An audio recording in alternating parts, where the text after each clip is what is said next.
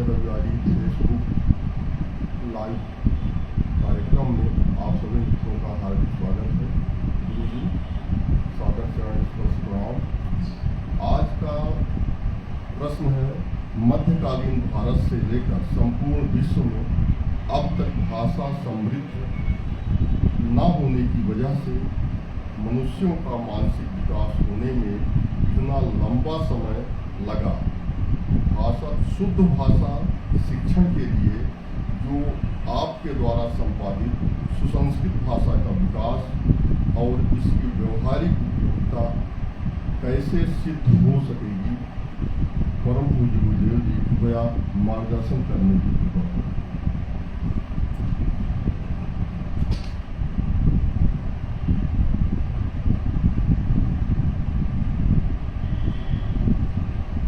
वर्तमान में बड़ा महत्वपूर्ण प्रश्न है ये।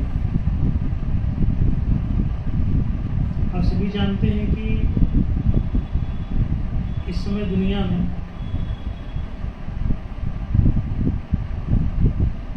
तो 1000 से भी अधिक भाषाएं चल रही हैं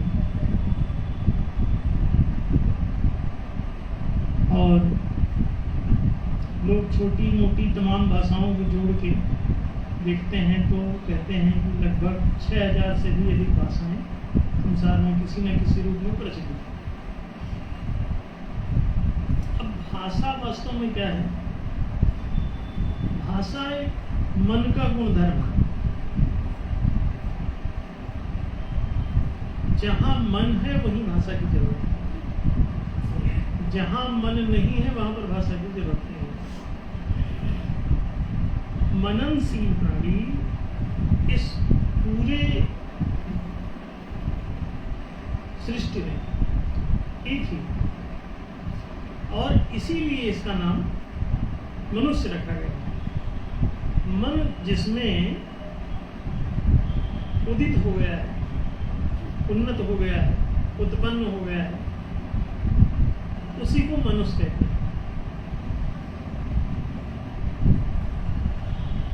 मनुष्यत्व जो है वो इसकी मानसिक सामर्थ्य पर ही आधारित है, और ये मानवीय जो पूरी सृष्टि में प्रजाति है, जो सीधी रीढ़ वाला हो गया और जिसके 2 हाथ और 2 पैर हो गए हैं।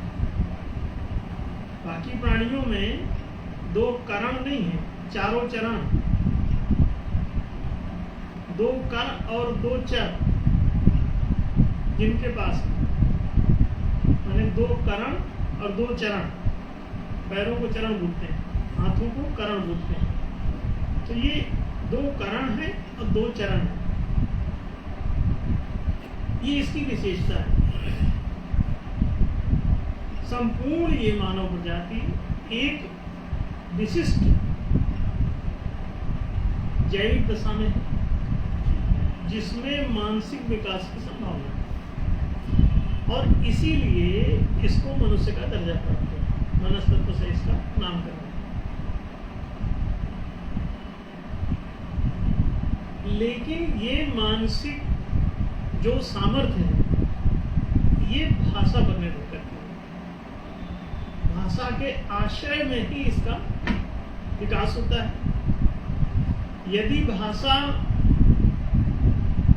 माध्यम के रूप में इसको उपलब्ध नहीं है तो मन है अथवा नहीं है, ये दोनों बातें समान हैं। तो पहले तो ये पूरी सृष्टि में एकमात्र ये प्राणी ऐसा है, लाखों की संख्या में प्राणी हो सकते हैं। लोग तो ग्रामीण भाषा में कहते ही हैं कि 84 लाख योनियां, वैज्ञानिक भी गिन रहे हैं, कई लाख तक पहुंच गए हैं। इसका मतलब ये है कि लाखों की संख्या में ये जीव जंतुओं के बीच में अकेला ही एक ऐसा जीव है पृथ्वी पर जिसमें ये मनस्तत्व की सामर्थ्य है, जो भाषा पर आश्रित है, भाषा पर अवलंबित है। यदि भाषा का आश्रय, भाषा का अवलंबन, भाषा का सहारा भाषा का माध्यम इसे ना मिले तो इसका मन सक्रिय नहीं होगा, विकसित नहीं होगा, उसकी उपयोगिता नहीं हो पाएगी, होता हुआ भी नहीं बत रहेगा। तो जिसकी जितनी भाषा सरल, सुगम, शुद्ध, समुन्नत, सदुपयोगी होगी, उतना ही इसका मन मूल्यवान हो जाएगा, उतना मन ज्यादा समर्थ हो जाएगा, ज्यादा सक्षम हो जाएगा और उतनी ज्यादा ये उपयोगिता कर पाएगा अपने जीवन मानसिक सामर्थ्य। तो ये जो मनन की सामर्थ्य है ये मनुष्य में है, एक विशेषता तो ये हुई। दूसरी बात ये है कि ये भाषा पर अवलंबित, भाषा के आश्रय में है, ये भाषा पर निर्भर है। ये जब ये भाषा के बिना विकसित ही नहीं हो सकता तो भाषा के महत्व को आप समझ सकते हैं। और कोई चलताऊ भाषा नहीं, हमेशा वो भाषा शुद्ध होना चाहिए, विज्ञान सम्मत होना चाहिए, दार्शनिक ज्ञान सम्मत होना चाहिए, उसकी शुद्धता प्रामाणिक होनी चाहिए, साथ में उसके लक्षण ये कि वो सरल होनी चाहिए, सुगम होनी चाहिए, सुग्राह्य होनी चाहिए, सुमधुर होनी चाहिए, स्पष्ट होनी चाहिए, क्लिष्ट नहीं होनी चाहिए। अगर इसमें क्लिष्टता है, कठोरता है, जटिलता है, दुर्गमता है, दुर्ग्राह्यता है, अवैज्ञानिकता है, अदार्शनिकता है, असात्विकता है, अशुद्धता है, अपवित्रता है, तो ये भाषा निरर्थक हो जाएगी। तो इसे शुद्ध, सुगम, सरल, समुन्नत, उत्कृष्ट, सदुपयोगी बनाए रखने के लिए भाषा का सुगठन आवश्यक है, उसका सुसंस्करण आवश्यक है। इसीलिए जो भाषा हमने बनाई, संपादित की, उसका नाम सुसंस्कृत रखा, क्योंकि वो सुसंस्कारित भाषा है। और ध्यान रखो, इस पूरी दुनिया में भाषा एक ही हो सकती है, दूसरी नहीं। भाषा जब भी होगी एक ही होगी, और दूसरी भाषाएं जो तमाम चल रही हो तो यही समझना चाहिए कि वो एक ही भाषा अपभ्रष्ट रूप में चल रही है, अथवा वो भाषा नहीं होगी, भाषा के लक्षण वाली वो भाषा नहीं होगी। जैसे हर चीज का एक लक्षण होता है कि जैसे गुड़ है तो मीठा होगा, चीनी है तो मीठी होगी, मिर्ची है तो कड़वी होगी, हर चीज का कोई लक्षण होता है। उन लक्षणों से ही आप पहचानते हो। आग होगी तो गर्म होगी, जहां कहीं आग होगी वहां गर्मी का लक्षण होगा उसमें। आग कहीं छिपा के भी रखी हो और ऊपर से आप हाथ रखो तो समझ में आ जाता है कि यहाँ नीचे आग है क्या भाई, ये ऊपर गर्म क्यों हो रहा है। कैसे समझा आपने आग के बारे में? लक्षणों से। तो लक्षण आपको दृश्यमान बना देते हैं।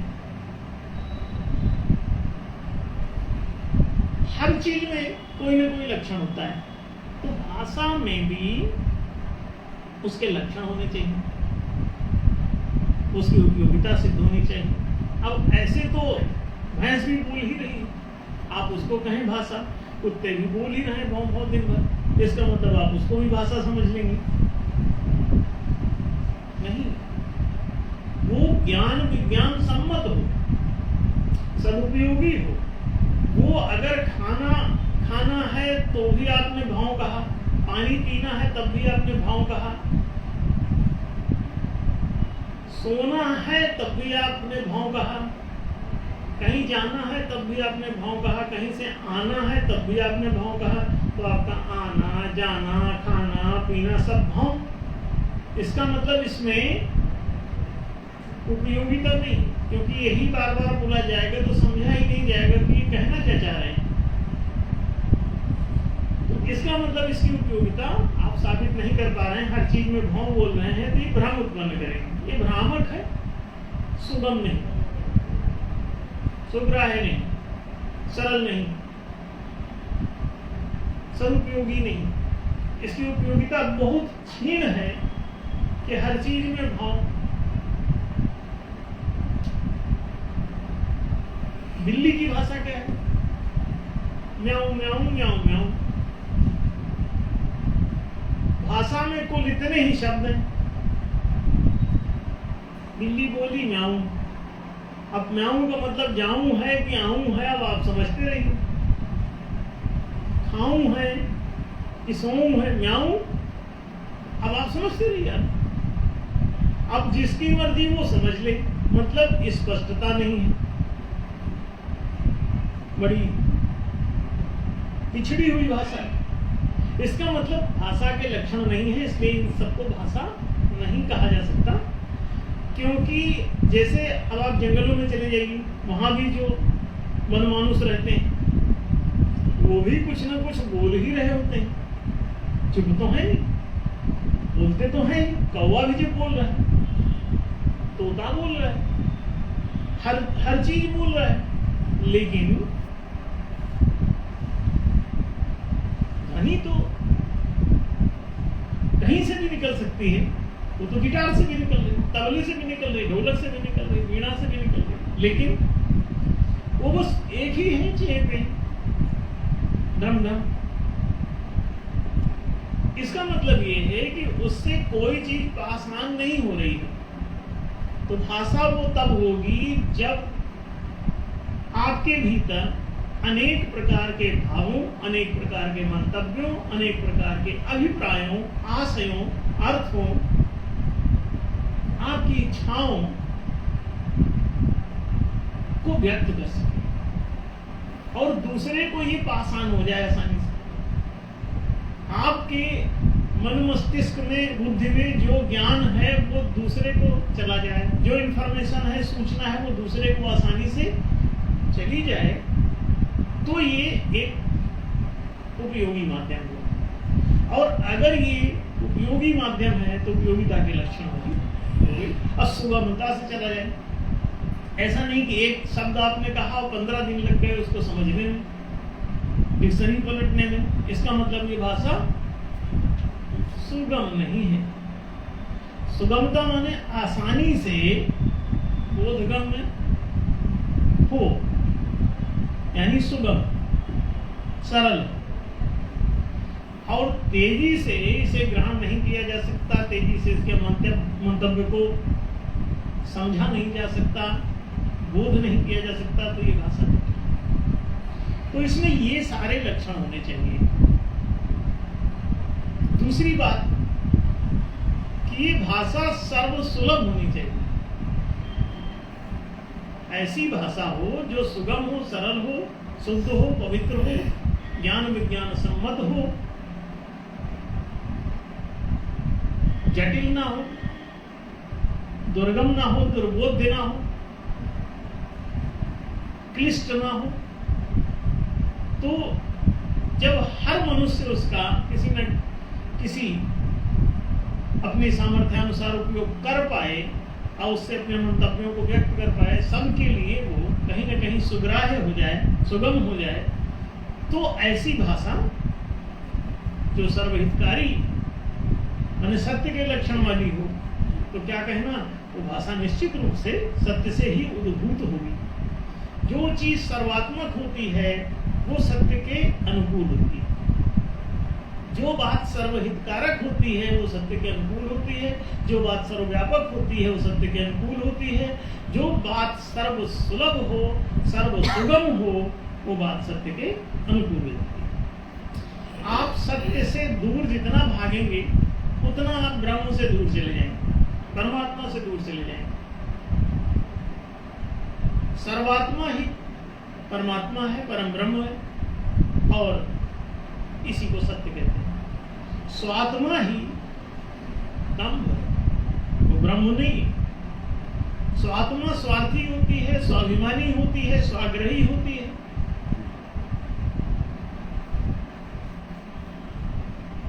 ऐसी दशा में ये स्व किसी व्यक्ति का हो सकता है, ये स्व किसी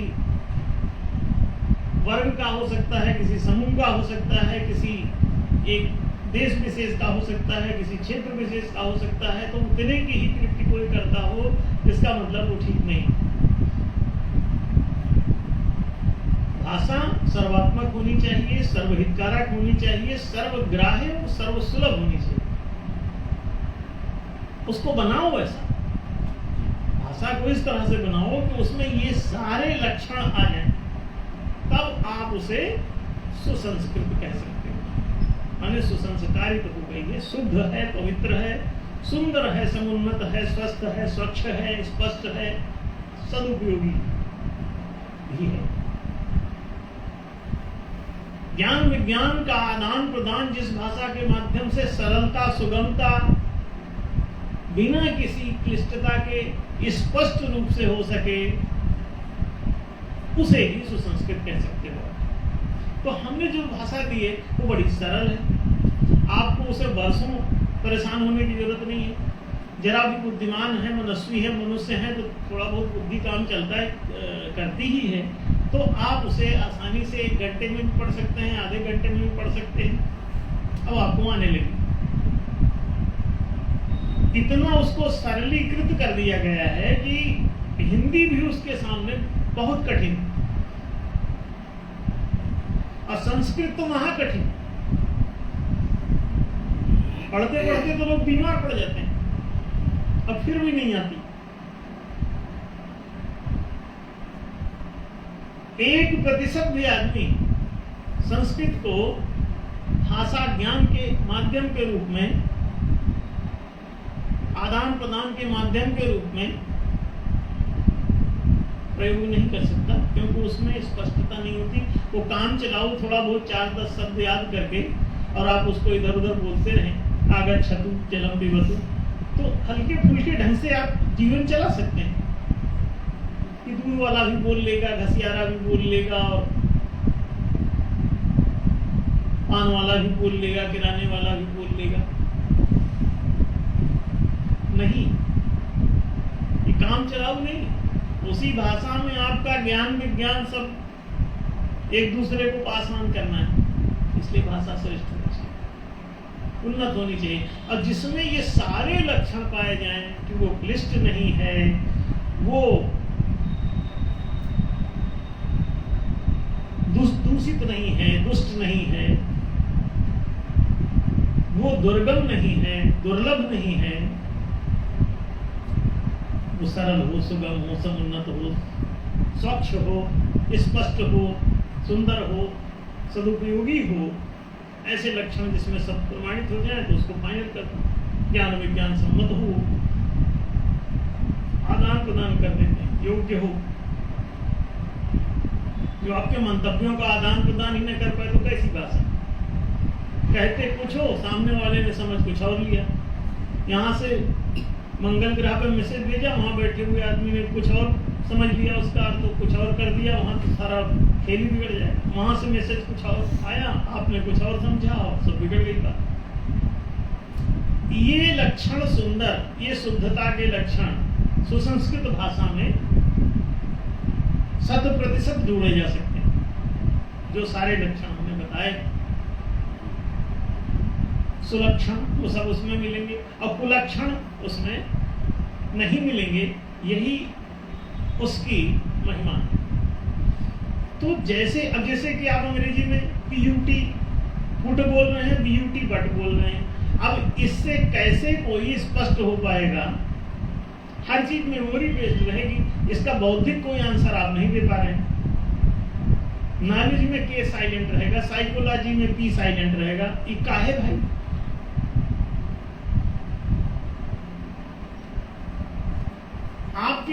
आप किसी मामले में स्पष्ट ही नहीं, उसी वावेल से कहीं ए की मात्रा लगाओगे, उसी से कहीं ई की मात्रा लगाओगे। ए को कहीं ए पढ़ोगे और ए को कहीं आ पढ़ोगे। यू से कहीं यू पढ़ते हो और कहीं आ पढ़ते हो। अम्ब्रेला और यूनिवर्सिटी दोनों यू से बने, आप पढ़ते अलग अलग हैं। तो आप कैसे समझेंगे कि आप क्या बोल रहे हैं और क्या पढ़ रहे हैं, क्या लिखा जाए उसको। और इसका मतलब ये है कि जब कभी भी ये भाषा, अगर मान लो कहीं 100 साल बाद कोई लिखा हुआ मिल जाए किसी को और वो तुम्हारे इस बवाल से वाकिफ ना हो, तो कभी अर्थ ही ना निकाल पाएगा, क्योंकि इसका कोई साइंटिफिक रीजन नहीं। जिसका साइंटिफिक रीजन है तो वैज्ञानिक दृष्टिकोण से आप विश्लेषण करते हुए उस भाषा को लर्न भी कर सकते हैं, सीख भी सकते हैं और धीरे धीरे उसको समझ भी जाएंगे। लेकिन जो अनसाइंटिफिक लैंग्वेज है वो कहीं भी प्रमाण के रूप में स्वीकार नहीं की हो सकती, क्योंकि वो अर्थ नहीं दे पाएगी। ये मान्यताएं तो जाएंगी नहीं। मान लीजिए कि कहीं आप अंग्रेजी की कोई किताब रखी है और सिंधु घाटी की सभ्यता की तरह वो खत्म हो जाए, वहां बाद में खुदाई में कहीं इसका कोई शिलालेख और कुछ ऐसा मिल जाए और उसको आप पढ़ें तो आपका जीवन गुजर जाएगा। इसीलिए जितने भी खुदाई में अब तक निकल रहे जितनी नाश हुई सभ्यताएं, उनके कोई शिलालेख पढ़े नहीं जा सके। पढ़ने की चेष्टा भी की गई है तो वही गलत अर्थ, क्यों? साइंटिफिक नहीं है वो। तो उस समय की मान्यताएं उनके पीछे क्या क्या थी, इस आधार पर चूंकि चीजें चल रही थी, इसलिए उनका कभी कोई अर्थ नहीं निकले। और यही वजह है उनके विनाश की, उन सभ्यताओं की। भाषा ही आपका विकास करती है और भाषा ही आपका विनाश करती है। शिक्षा जब नहीं थी तो विज्ञान शून्य था। आज से 200 साल पहले विज्ञान नाम की कोई चीज नहीं, सब कुछ खाली। प्राचीन भारत में जब भाषा प्रबल थी, शिक्षा प्रबल थी, तो बहुत ज्यादा साइंटिफिक अप्रोच, पूरा ब्रह्मांड विज्ञान भरा पड़ा है। इनको तब से पता है कि मंगल ग्रह लाल है, इनको तब से पता है कि इसमें ये 8-9 ग्रह हैं, 9 ग्रह पूजन चलता है अनादिकाल से। तो इनको कैसे पता चला इसे? राहु केतु छाया ग्रहण, इनको कैसे पता? चंद्र ग्रहण, सूर्य ग्रहण छाया ग्रह के कारण पड़ता है। छाया ग्रह माने असली नहीं, हर चीज मतलब किसी दूसरे ग्रह की छाया मात्र जो उसको ढकते हैं। तो अब आप देखिए ये सब कितनी गंभीर बात है और वो कैसे कैलकुलेट करते रहे। जब आप ये सब विचार करके देखते हैं तो आप पाते हैं कि पीछे आपका ज्ञान विज्ञान बहुत ऊंचा था भारत का। आज आप पिछड़ते इसलिए चले गए क्योंकि आपकी सबसे पहले कमर तोड़ दी गई भाषा की। भाषा को जटिल बनाया गया, भाषा को कठिन किया गया, दुर्लभ किया गया, पढ़ने नहीं दिया गया, समझने नहीं दिया गया, ग्रामर बिगाड़ दिया गया। भाषा को लिखने पर वो श्रुति और स्मृति पर आधारित, एक दूसरे को केवल सुनाएगा और लिखने नहीं देगा। केवल पढ़ लो, याद कर लो और एक से दूसरे को सुना दो, जिसको चाहो, बाकी जिसको नहीं चाहते उस तक जाएंगे। पुस्तक में छाप दिया तो सभी पढ़ जाएंगे, बड़ा मुश्किल हो। तो इसीलिए ये सब जो भाषा को कंट्रोल किया गया, भाषा सुगम ना रही, सर्वसुलभ ना रही, उसके सारे जो हमने लक्षण कहे वो सारे लक्षण संस्कृत के खत्म हो गए। तो वो 6000 भाषाओं में टूटी बिखरी। अब उसको सब अनपढ़ गंवार लोग अपने अपने ढंग से उसी भाषा को बोलने की चेष्टा किए तो कुछ का कुछ हो गया। अहम का कहीं आमी हो गया, आमी का फिर मी बचा, मी का फिर मैं। अब आप मैं कर रहे हैं चाहता हूँ है वहां हम सब। अब अगला में आप आम को आमी ओ माँ आधा वाला है तो इसलिए उसको मी बोल, आमी तो मार। अब करो पेट शांति, आप पिछड़ते चले जाए। अब जो हम था मैं के लिए वो अभी भी हम के रूप में लिखा जाता। आई एम बोल रहे हैं आप अंग्रेजी, आप हैं बकलोल, आप कर वही रहे, बोल सब संस्कृत रहे। इस जो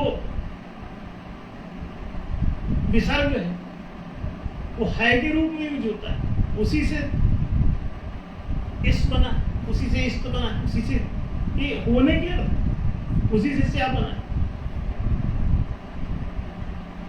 अब आप ये सब भटकते चले गए, आपका इज़ाए ममात जो है सब वही है।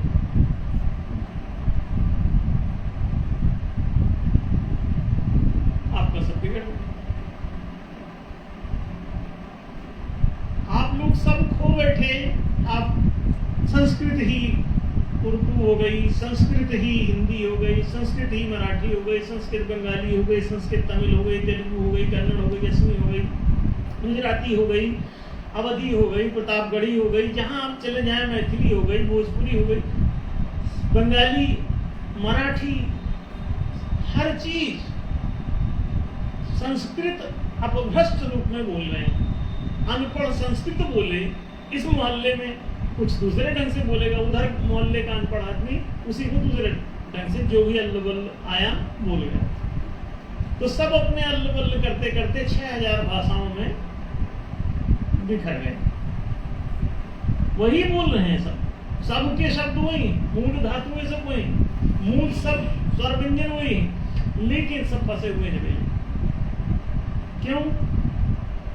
जब पढ़ने नहीं दोगे तो जो जहां से चिंधी चूड़ा पाया अपना पढ़ लिया। अब विद्वान बना घूम रहा है उतने,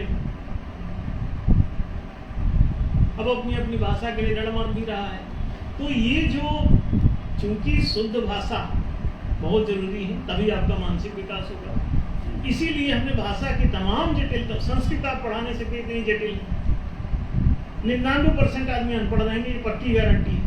आप भाषा में संस्कृत में कर दीजिए, आप 99% फेल होते रहे हमेशा। स्ट्रिक्टली आप जांचिए सब चीज, हमेशा फेल होंगे, आएगी नहीं कभी, गारंटी है कि नहीं आएगी। 1% से ज्यादा आदमी नहीं पढ़ सकता। इसका मतलब जानबूझ के इतनी जटिल किया जाता है ताकि कम से कम लोगों तक जाए। डॉक्टरी की अभी भी, मेडिकल की अंग्रेजी लैंग्वेज आप पढ़िए, जितनी भी अंग्रेजी पढ़े हैं आप भूल जाएंगे सारी, आपको वो भी ना करेगा, कुछ नहीं आएगा। आप मेडिकल की लैंग्वेज पढ़ लीजिए, इंजीनियरिंग की लैंग्वेज, जैसे जैसे आपको ज्यादा जो प्रोफेशनल चीजें होती चली जाती हैं उसमें वो जटिलता भरते चले जाते हैं ताकि उनके अपने जो कोचिंग करवा सकें और पैसे लगा के 2 करोड़ रुपए वही आए, उन्हीं को डिग्री दे दी जाए। तो ऑटोमेटिकली वो इस तरह से कंजेस्टेड बनाते हैं, उसको टिपिकल बनाते हैं। टिपिकलिटी जो है जानबूझ के, क्लिष्टता जानबूझ के भाषा में भरी जाती है। भाषा मौलिक रूप से बहुत सरल है, सत्य बहुत सरल है। सत्य माने ही होता है सादा, सरल, सिंपल, माने सत्य। कहीं बहुत, अरे ये तो बहुत सात्विक आदमी है, संत प्रवृत्ति के आदमी, भाई बहुत सीधे साधे। सादा माने सात्विक। तो सत्य तो बहुत सरल है, जटिलता फिर कैसे हो जाती है? सत्य का ज्ञान भी बहुत सरल है। बस इतना कि तुम सिकुड़े हुए हो और तुम व्यापक माना करो अपने आप को। क्यों? अगर देखना है तो समझ लो एक ही बीज ने हुआ जा रहा है। अब कहाँ, ये तो बहुत स्पष्ट है। पूर्णमदः पूर्णमिदं पूर्णात् पूर्णमुदच्यते पूर्णस्य पूर्णमादाय पूर्णमेवावशिष्यते। एक श्लोक आता है, आपको सारा ज्ञान हो जाएगा। एक श्लोक में समग्र ज्ञान भरा हुआ है। ऐसे किसान भी समझ सकता है, दिन भर यही करता है पूर्णमदः पूर्णमिदं। वही एक बीज बोता है, वही दूसरा हो जाए। एक गमले में गुलाब लगा रखा है, उसी से एक डाल काट के बगल में लगे तो पूर्णमदः पूर्णमिदं। एक ये पूरा पेड़ है, वही पूरे पेड़ हो जाता है, हद हो गई। अब पूर्ण से पूर्ण निकल, पूरा पेड़ इससे निकाल लिया तो पीछे वाला भी पूर्ण पेड़ ही रहता है, अगला भी पूर्ण हो जाता है, हद। आप भी किस समझ, अरे कितना सरल है सत्य को समझना कि यहाँ दूसरा कोई नहीं, तो एक ही फैल गया। एक में अनेक होने की सामर्थ्य, इसलिए लड़ो मत आपस में, शत्रुता गलत है। सत्य कहता है मैत्री संस्थापको यस्य विश्व शांति विधायकः सनातनाय धर्माय तस्मै नित्यं नमः। विश्व के न्याय का विधान करने वाला है, विश्व में समता का विधान करने वाला है, विश्व में शांति का विधान करने वाला है। ये समता तो न्याय है, शांति न्याय है। न्याय के बिना लड़ाई चलती रहेगी, विवाद होता रहेगा। विवाद की शांति केवल न्याय से ही संभव है, इसीलिए न्यायालय बनाया गया। इसी सारे विवादों को शांत करने के लिए। तो मैत्री संस्थापको यश्च विश्व शांति विधायकः सनातनाय धर्माय तस्मै नित्यं नमो नमः। ये सत्य को ही सनातन धर्म कहते हैं। सत्यानुकूल सारी चीजें हो, सत्य के सत्य बहुत सरल है, लेकिन भाषा जटिल आपने कर दी है तो सत्य बड़ा कठिन लगने लगा। सत्य बहुत सरल है, लेकिन जटिल कर दी। सोने से कोई भी आभूषण बनाओ वो सोने का ही रहेगा, तो ब्रह्म तत्व से कोई भी जगत बनाओ वो रहेगा तो ब्रह्म तत्व का ही ना। सिर्फ विकास यात्रा की बात है कि आप गढ़ रहे हो, एक कंगन गढ़ा जा चुका है, दूसरा गढ़ा जा रहा है, अभी उसका थोड़ा सा बनाया है, फिर और अभी उसमें डिजाइन काट रहा है, बना रहा है, तो जो बन गया है वो ऐसा लगता है कुछ अलग है, बड़ा विशेष है। ये जो अभी बन रहा है ऐसा लगता है नहीं, विकास यात्रा है। गढ़ते गढ़ते वो भी बन जाएगा तो वो भी वैसे काम करेगा। सत्य बहुत सरल है, भाषा कठिन बना, इसलिए सरल भाषा चाहिए ताकि मनुष्य का एक तो मन सरलता से विकसित हो जाए, तो ये बुद्धिमान हो जाएगा। अब बुद्धिमान होते सत्य का बोध हो जाएगा, इसका सत्य का बोध होते ही इसके भीतर सद्भाव का विकास होने लगेगा, तो ये प्रेमपूर्ण हो जाएगा, क्षत्रियत्व को प्राप्त हो जाएगा। मानसिक विकास होते ही तन से ऊपर उठते, शरीर से ऊपर उठते ही शूद्र से वैश्य हो जाता है। भाषा सरल हो, शुद्ध हो तो जल्दी ही वैश्य हो जाएंगे आप पढ़ के। और जैसे ही मन में ज्ञान जागता है और ज्ञान आपके भीतर बोध गहरा जाए तो भाव बदल देता है, भाव सद्भाव हो जाता है, सद्ज्ञान से सद्भाव का विकास होने लगता है, सद्गुण का विकास होने लगता है, गुण ही भाव है। तो भाव पवित्र होते ही आप क्षत्रिय हो जाते हैं, और ये सद्भाव आपको सत्यस्थ बना देता है, सत्य में ही बैठा देता है धीरे धीरे, तो सत्यम ब्रह्म, आप ब्राह्मण हो जाते हैं। तो इस शूद्र से वैश्य, वैश्य से क्षत्रिय, क्षत्रिय से ब्राह्मण, आपका वर्णोत्थान भी हो जाता है। जब आप बेईमानी पे आ जाते हैं तो भाषा कठिन कर देते हैं, विकास रुक जाता है, विकास रुक जाता है तो उसी अवस्था में शरीर है, तो शरीर तो जन्मता मिलता है, तो कहीं जन्मता तो जातिवादी चलेगा, तो फंस गए आपसे। तो भाषा के नाश से आप जातिवाद में फंस गए। तो भाषा अगर शुद्ध है तो सारा जगत सुखी है, भाषा अगर शुद्ध नहीं है तो सारा जगत दुखी रहेगा। इस बात को समझ में भाषा का महत्व कितना ज्यादा है, अब कितनी जरूरी है, इसका सरलीकरण कितना जरूरी, इसीलिए हमने कर दिया इसको बिल्कुल सरल पाएंगे। तो 1 घंटे में पढ़ा देंगे, जिसको भी पढ़ना है तो संस्कृत 1 घंटे पढ़ा देंगे, और ये पूरी दुनिया में अपने आप पॉपुलर हो जाएगा, अपने आप बढ़ जाएगा। अब संस्कृत में हम सारे साहित्यों का भी ट्रांसलेशन करा देंगे, जितने भी महत्वपूर्ण साहित्य हैं सब उसमें कन्वर्ट कर दिए जाए और सबको बढ़िया पढ़ाया जाए। पूरे देश का ही, पूरी दुनिया में भाषा अपने आप एक्सेप्ट हो जाएगी। क्यों? सब अपनी अपनी भाषाओं से परेशान है। आम जनता, जो धूर्त वर्ग है, वो चाहता है कि जटिल से जटिल भाषा कर दी जाए ताकि सब के सब अनपढ़ रह जाए। भाषा नहीं आती तो बाकी कोई विषय आप नहीं पढ़ सकते। अब आप सोच लीजिए, हर विषय से आप वंचित रह जाएंगे, मतलब पूर्ण अज्ञानी, घोर अंधकार में। इसलिए समझदारी इसमें है कि भैया भाग के बौद्ध हो जाओगे कोई लाभ नहीं, भाग के मुसलमान हो जाओगे कोई लाभ नहीं, एक दूसरे से मारा मारी में जुड़ जाओगे कोई लाभ नहीं। भाषा शुद्ध करो, सरल करो, सुगम करो, सर्वसुलभ बनाओ और सभी मनुष्यों में मानवता का विकास करो। ये भाषा बहुत जरूरी है, इसलिए हमने सुसंस्कृत नाम से ये भाषा बना दी है और लोगों को ये धीरे धीरे स्वतः फैल जाएगी और साहित्यिक में इसको जैसे जैसे रूपांतरित करेंगे इसका विकास भी हो जाएगा, विस्तार भी हो जाएगा। बिल्कुल निश्चिंत रहें आप लोग। ठीक है, तो बात स्पष्ट हुई समझिए।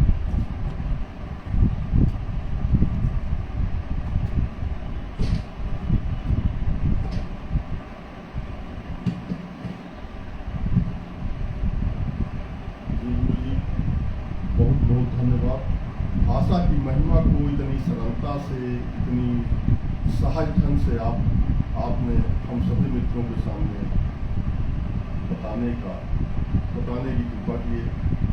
मित्रों, ये रविवारी कार्यक्रम हमेशा हर रविवार को 8 बजे से 8:30 बजे तक प्रसारित होता है। तो सभी मित्रों से अनुरोध है कि आप लोग अपने सभी मित्रों तक इसको पहुंचाएं, इसको सब्सक्राइब करें, लाइक करें। सभी को बहुत बहुत धन्यवाद।